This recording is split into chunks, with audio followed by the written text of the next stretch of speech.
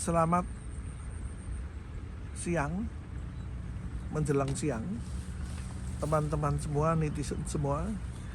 Saat ini sengaja saya ada di pinggir sawah karena saya lelah menghadapi kasus yang saya alami.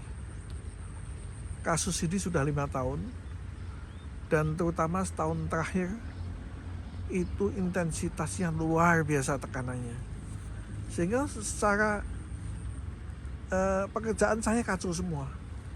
Sudah setahun ini saya ngurusi kasus saya dan tidak ada klien yang datang, klien baru yang datang.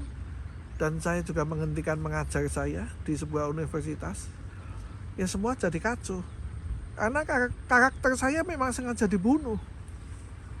Karakter saya sudah dibunuh saat ini. Dibunuh dengan sebuah ilmu yang namanya adanya ikatan batin ya, antara seseorang yang dinyatakan bersalah melakukan penggelapan dengan pengacaranya. Saya nggak tahu itu ilmu dari mana. Saya juga nggak pernah diajar dulu. Dan itu sudah keluar dari putusan kasasi. Itulah kualitas saat ini yang terjadi saat ini.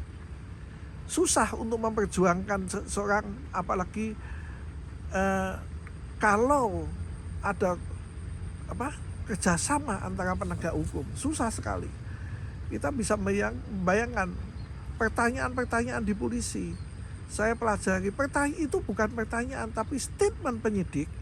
Kemudian ditanyakan, misalnya, apakah Anda tahu dipanggil di sini? Tidak tahu. Lalu dijelaskan. Setelah itu, saya tahu setelah dijelaskan penyidik begini dengan tersangka ini, lalu mulai masuk dengan statement, kemudian mencoba diiyakan. Itu jahat sekali. Itu bukan penyidik. Ya, menurut saya itu bukan penyidik.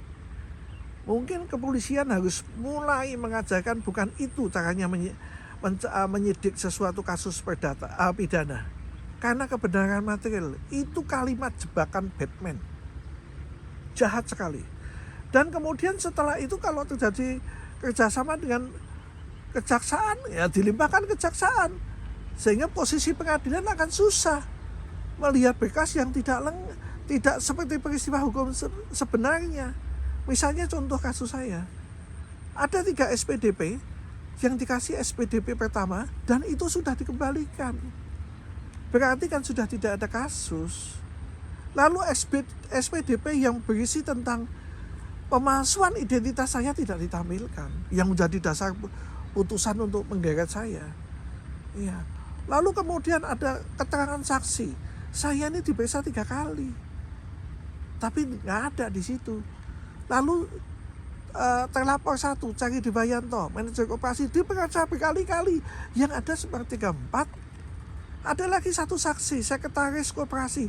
Dia adalah orang yang pengurus satu-satunya karena bendara sudah meninggal, ketua sudah meninggal, dan dia tahu persis pembagiannya, uang masuk dan sebagainya karena dia mengendalikan. Tetapi ini seolah-olah disembunyikan. Ya, keterangannya 4 kali. Di awal keterangan itu masih bagus di tahun 2020, 2021. Tapi begitu setelah saya ditahan 2023, 2024, keterangannya berbeda jauh. Waktu sidang manajer koperasi, dia tidak datang. Dan jaksa tidak dipanggil, tidak datang, tidak diulang lagi, apalagi dibacakan. Kemarin waktu sidang saya, sama, dia tidak datang, dipanggil 2 kali, alasan kakinya sakit. Ya, tidak ada rekam medis, kami minta dihadirkan. Ya, ini saksi kunci.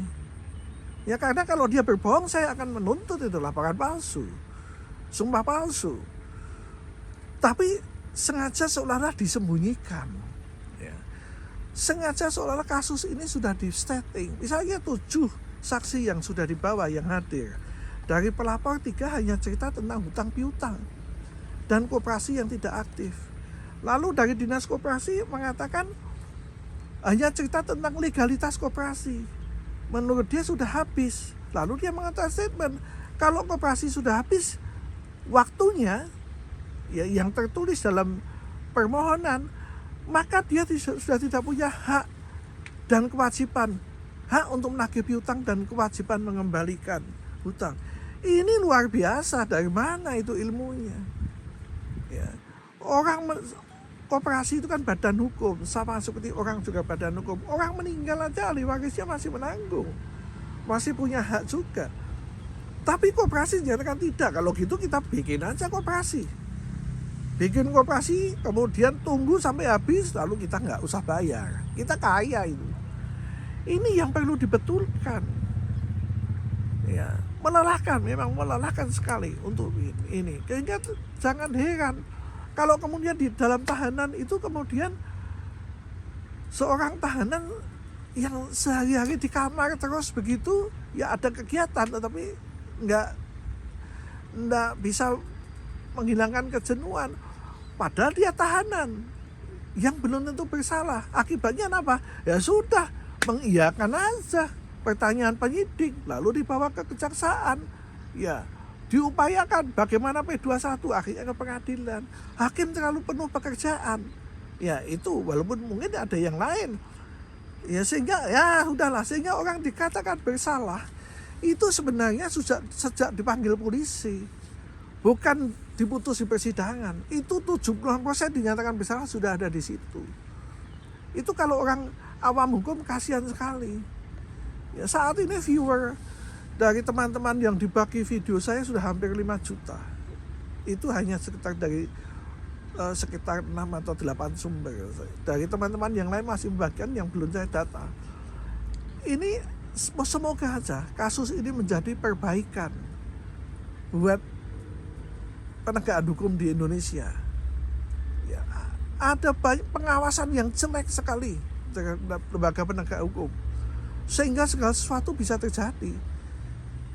terjadi melawan berhadapan dengan saya nggak bisa katakan advokat senior, karena walaupun saya sudah 35 tahun bergelut di dunia advokat dan saya juga dokter, itu aja bisa diperlakukan begini, apalagi orang awam, habislah. Ya itulah, saya masih bersemangat walaupun lelah. Dengan jumlah viewer yang banyak itu tentunya risiko bertambah dan bisa mengenai keselamatan saya.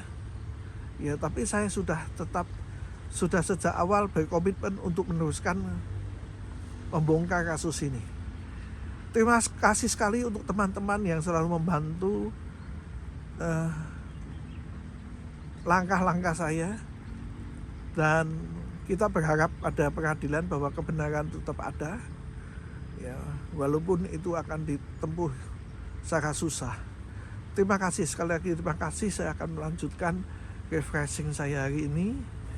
Ya, saya kiranya Tuhan tetap berkati saya sehingga saya akan tetap kuat melangkah untuk melanjutkan perjuangan ini. Apalagi ini menyangkut saya berjuang untuk bukan atas nama pribadi, tetapi saya membuat gerakan hentikan kriminalitas, perbaiki lembaga penegakan hukum, ya, sehingga keadilan bagi masyarakat ada.